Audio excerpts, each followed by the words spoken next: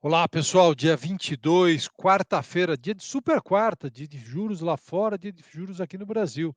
Vamos lá? Morning Call da EQI.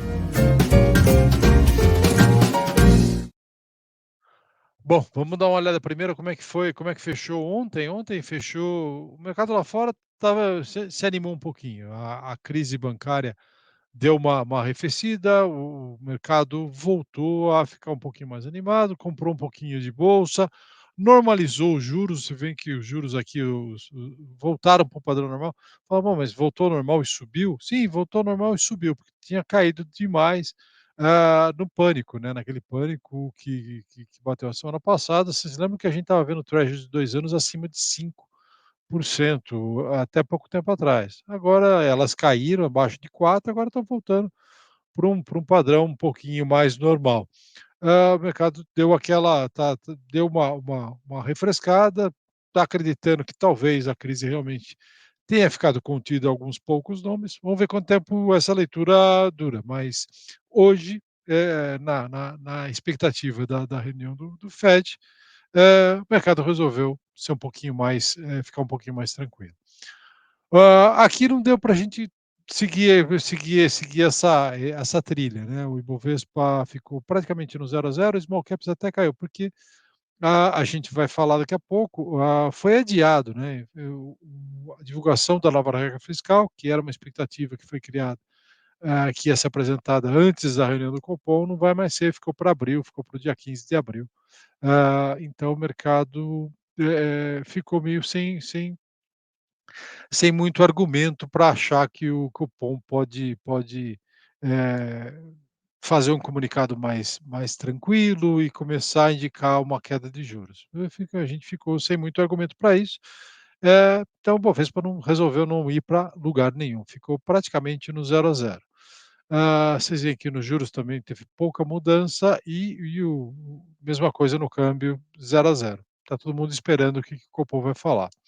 Ainda lá fora a gente teve uma recuperação leve do Brent, o Brent voltou para nível de 75, tá, também de novo a gente está vendo pouco a pouco uma normalização. Ainda está longe dos preços que a gente via antes dessa última confusão, mas, está normalizando, tá.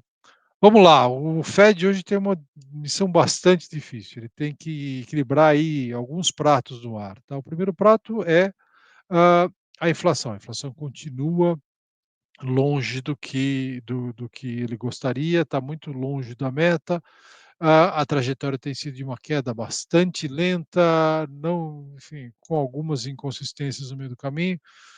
É uma inflação bastante resistente aí que o Fed está enfrentando. O Fed, já disse isso claramente algumas vezes, não pode parar no meio do caminho, porque senão ela corre o risco dessa inflação se tornar que nem se fosse uma inflamação, de aguda virar crônica. Então, esse é o primeiro ponto. O segundo ponto é, o Fed subiu juros muito rapidamente. Vocês veem que essa alta aqui, que é a linha preta, a alta desse ano, a alta de 2022, começou em 21, 22, 23, é uma das mais rápidas, é a mais rápida da história, é a mais rápida da história recente, pelo menos, tá.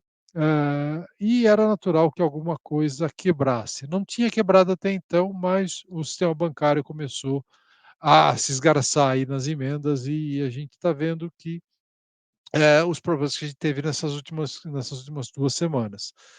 Então essa é uma preocupação do Fed. O Fed não pode também falar: "Não, eu vou combater a inflação e dane-se o resto".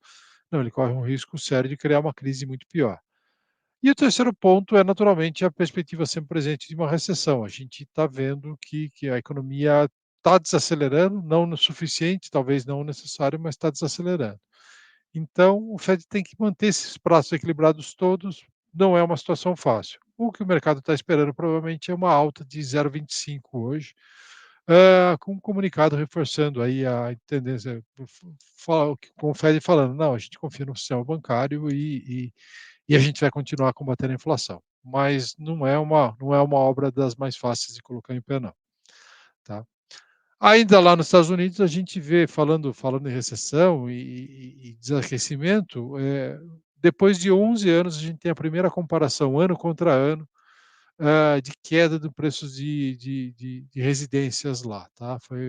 A última tinha sido lá no longínquo 2011, e depois de várias quedas mensais, a gente tem a primeira queda anual. O mercado imobiliário está finalmente voltando um pouco depois de 2 anos superaquecidos, né, como a gente viu 2020, 21 e 22 foram superaquecidos. O mercado imobiliário está pouco a pouco retornando aí para preços mais razoáveis.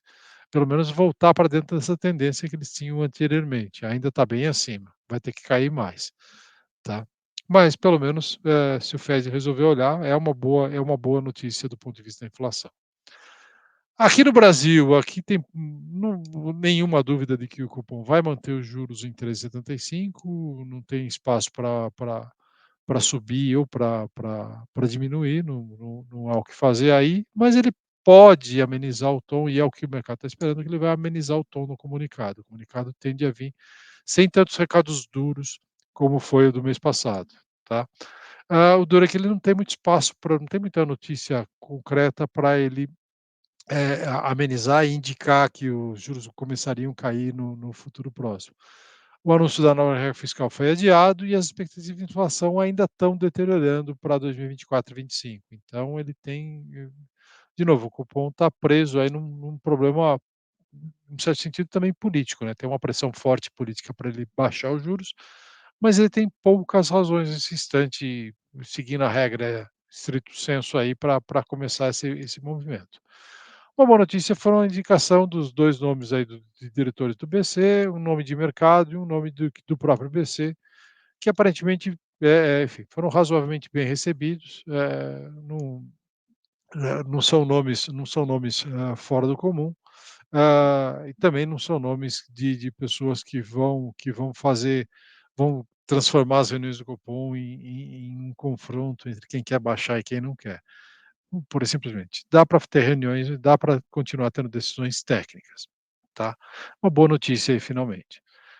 E ontem a gente divulgou, ontem de noite, vocês devem ter visto o e-mail que a gente mandou, quem não viu ainda, porque não está inscrito no nosso aplicativo, pode se inscrever, tá aqui na tela. Mas a nossa cobertura de fundos imobiliários de Lajes, a gente começou a cobertura de 6 fundos imobiliários de Lajes, que é um setor que, há uma ele vai andar com mais vontade mesmo para cima. A hora que a gente tiver uma perspectiva de queda de juros, mas onde você já encontra preços bem interessantes aí, principalmente naqueles ativos mais, de melhor qualidade, tá. Então a gente preferiu aí os ativos de melhor qualidade, evitou um pouco os riscos e evitou principalmente aquela onde a alavancagem é um problema. Tá? Então tá aqui, são 4 recomendações de compra, uma neutra e uma de recomendação de venda. Tá bom? Bom, era o que nós tínhamos para hoje. Um bom dia a todos. A gente volta amanhã, nesse mesmo lugar, mesmo horário. Tá bom?